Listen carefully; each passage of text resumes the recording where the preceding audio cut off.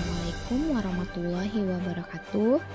Perkenalkan, nama saya Iva Medalifa, calon guru penggerak angkatan 9 dari Kota Cilegon.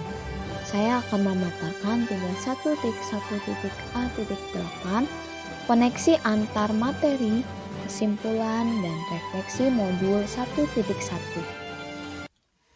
Pendidikan dan pengajaran.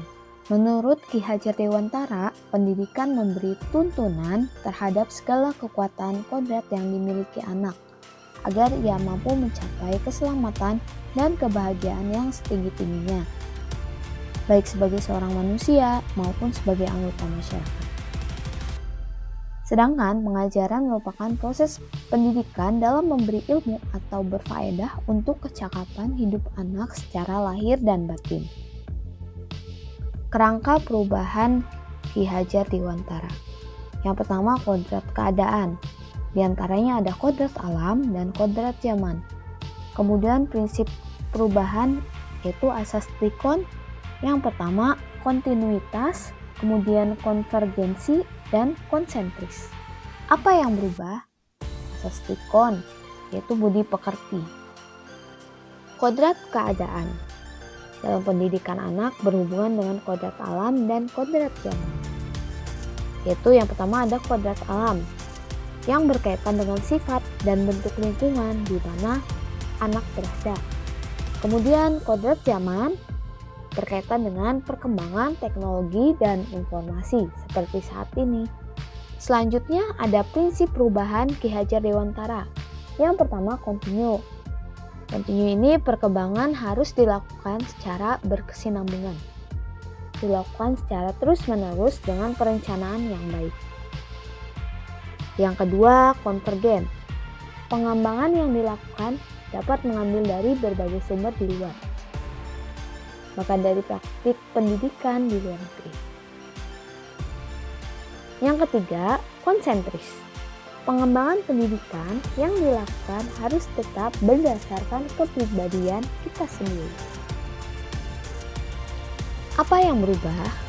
Budi pekerti merupakan keselarasan, keseimbangan hidup antara cipta, rasa, karsa, dan karya.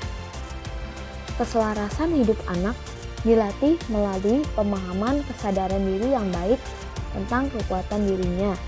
Kemudian dilatih mengelola diri agar mampu memiliki kesadaran sosial bahwa ia tidak hidup sendiri dalam relasi sosialnya.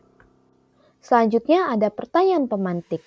Yang pertama, apa yang Anda percaya tentang murid dan pembelajaran di kelas sebelum Anda mempelajari modul 1.1? Nomor 2, apa yang berubah dari pemikiran atau perilaku Anda setelah mempelajari modul ini?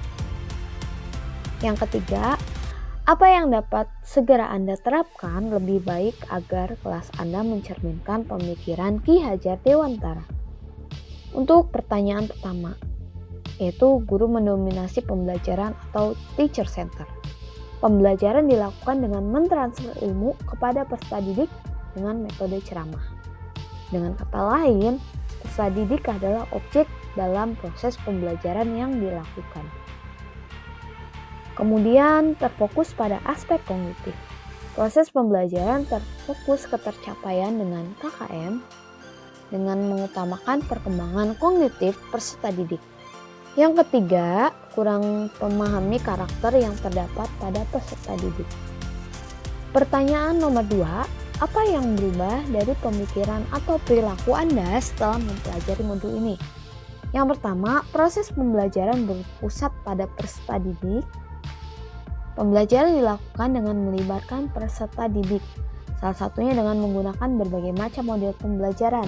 Dengan demikian, peserta didik terlibat langsung di dalam proses pembelajaran, sehingga terjalin suasana pembelajaran yang menyenangkan.